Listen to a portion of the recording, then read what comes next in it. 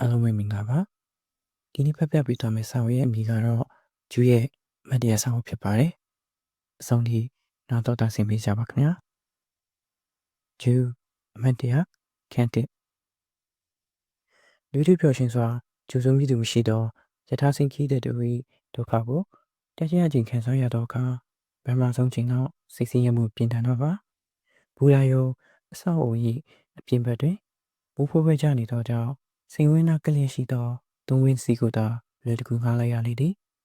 ရွေရသည်ဖြစ်စေဝူရသည်ဖြစ်စေလမ်းထွက်လျင်ဘယ်တော့မှထီမဆောင်တတ်သောကျမကိုဘလိုမင်းကလေးလဲဟုမအံ့ဩပဲအံ့ဩပြမိသူလည်းအနည်းတူမရှိပါမန္တလေးမြို့သည်ရခင်ကလိုပင်စိုးစစ်ထိုင်မိုင်းလျက်ရှိသည်လမ်းမပေါ်တွင်ပန်းပွင့်ခြင်းများတည့်ရွခြင်းများဟိုတစတီစလွင်ရင်တချို့လည်းရေးဆိုနေပြီးတချို့လည်းခြောက်သွေ့နေစေဖြစ်သည်မူကတစ်ချက်မှဖြန်းကနေသိပ်ပတ်လိုက်ပြီးတစ်ချက်ကြတော့လေးဖိနေပါ၏မိုးဆက်များပြတ်သွားပြန်၏ဒါမလီမှုမှမဟုတ်ပဲမိုးဆွတော့ကက်တရလမ်းမ၏အနှံ့နှင့်တူမဖြစ်သည်ဖြင့်ဖုံးလေးနှံကကျမကိုခက်စိမ့်စိမ့်နှုတ်ဆက်ပေါ်ရလေသည်ကျုံနောက်ကစိန်ပိုင်းပင်ကြီးမှာတော့ဟိုးလွန်ခဲ့သည့်ကာလာနေများသူဒီရဲနေအောင်ပွင့်စေအပွင့်များမြေပင်တွင်ပြန်ချင်းလျက်ချို့ကတန်စကား၏ဒီဘက်ပလပန်းဖော်သည့်လွင်ချနေသည်ခုနေများတစုံတရာအသီးမိတ်ဆွေနှင့်တွေ့ပြီးဟောလဲလာတာလားဟုနှုတ်ခွန်းဆက်လျင်ကျမဘယ်လိုဖြေရပါမလဲ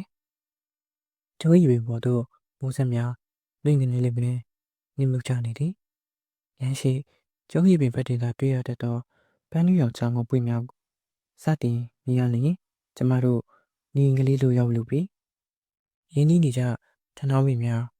ရေမော်ပင်တိတိကွေကွေကလေးများချားရဲ့အရွယ်ဆုံးများနောက်ဂျာဖုံးငုတ်များဂျာဝင်းများရင်းနှီးများပေါ်ထင်းတွင်ကျမဆင်းရပါမည်ကားရလိုက်သောအခါမှာမိုးကဝေါကနေရချပလိုက်တော့သည်မိမကိုင်လက်ဆွဲတစ်တာတဲ့တေးကတစ်ဖက်ပခုံးနိုင်လွယ်ထားသောလက်ပွေအိတ်ကတစ်ဖက်မိုးရီထဲ၌ချက်ချင်းဆူရှဲသွားသည်ဒါကတော့မင်းလေးမိုးစင်ပဲကားထွက်သွားတော့အခါကျမမိုးရီထဲ၌ခဏကြံရည်သည်စပင်းကိုစီနှင့်ကျောင်းသူရဲ့မိန်းကလေးတစ်ဖွဲကကျမကိုနောက်ပြန်လှည့်ကြည့်သွားကြ၏မြောင်းပေါ်အတိုင်းခက်တက်ရှောင်းလာသောအခိုက်တန်း၌ဆိုးသောကျမစပင်းများတစ်ချက်လွင်သွားသည်ဟောဟိုမှာတစ်သားပြေတရားကလေးဤတရားကလေးကို1982ခုနှစ်တုန်းကကျမတို့နှစ်ယောက်ခင်းခဲ့သည်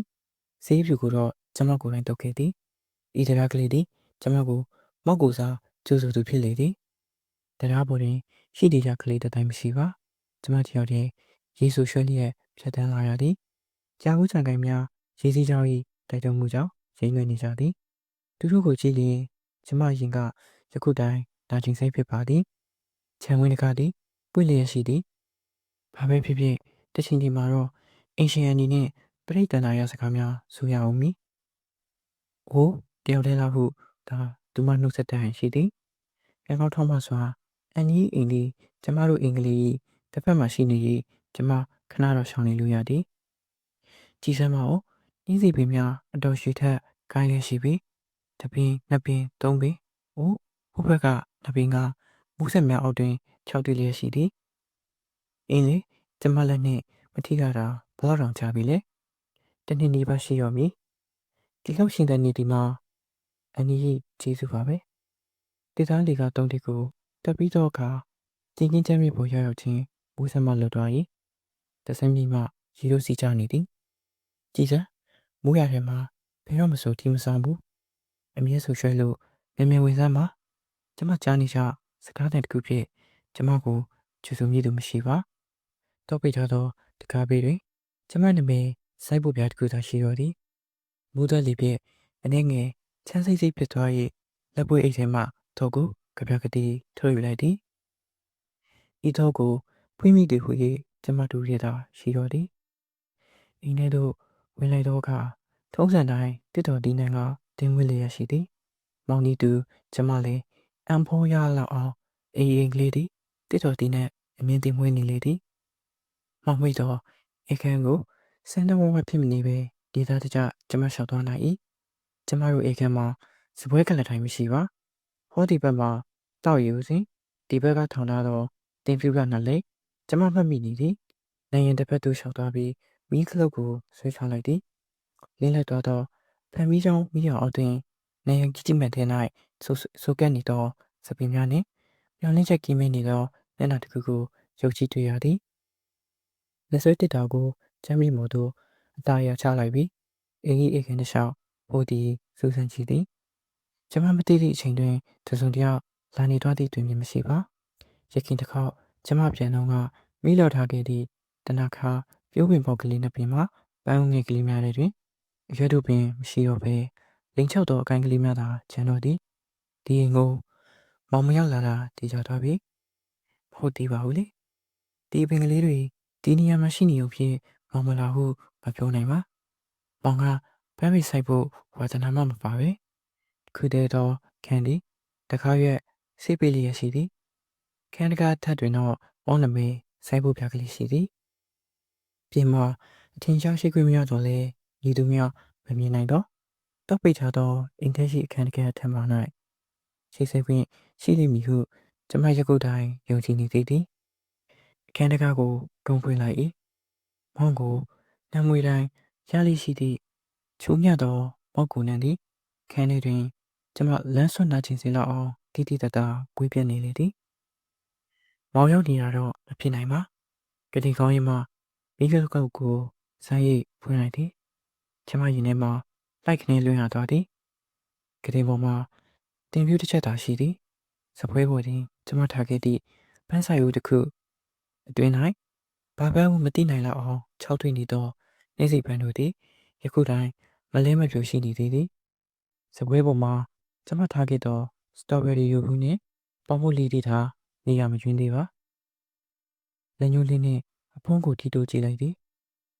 ပုံများကျန်းရှာလျက်လက်ညှိုးကိုပေးချင်သွားသည်အသေးရှာဆိုင်ပွေတော့မွေးနေကြကိုနှန်းတစ်ခုဖြင့်ဖုံးမိပါရလာသည်မောင်ရောက်လာခဲ့သည့်ထိမ့်မဖြစ်တိုးလူတွေလောင်ချိထားသောအင်းကြီးများအဆူးများမရှိတောက်လက်စာကော်ဖီပကံများအရက်ဖန်ခွက်များစီကိတ်တုံများမရှိပြန်ချင်းနေသောဖဲချက်ဟောင်းများမရှိစာခန်းစီကိုပိတ်တင်ထားခြင်းမရှိကတိပေးမှဂရင်းမော့ကိုကျမဖွင့်လိုက်သောအခါလေးနှစ်သူမိုးစက်ကလေးတေးသေးလေးများမျက်နှာစီသို့ပြေးဝင်လာကြသည်အေးစိတ်သွားသည့်ခံစားမှုကိုရရှိချိန်တွင်ကျမပြုံးမိသွားသည်စပင်းကြီးစုဝိဟျူစုနှင့်ခက်ချာချာမတက်ရဲ့ငင်းငိုက်နေတာပေါင်များမြင်ခဲ့လျင်ကျမသည်ကတင်ပြီးတိစာထဲမှမျက်နှာတုပ်ပေါ်ကိုအလင်းထုတ်၍စပင်းများကိုတုပ်ပြနေမိသည်မျက်နှာတုပ်ပေါ်မှာတရလုံးနဲ့ပွေးနေသေးသည်အကယ်၍မောင်ရောက်လာခဲ့ပြီးမောင်ဤပေါ်ကိုရေတုပ်ခဲ့လျင်ပယုံလုံးနဲ့ရှိတော့မှာမဟုတ်အင်းလေမောင်ဟာအင်းကိုအားကြောင့်ကိစ္စဖြင့်လာမည်နီအာရောစိတ်ပြမှုနှင့်အထီးကျန်ဝဲနေမှုသည်ကျမရင်ထဲမှ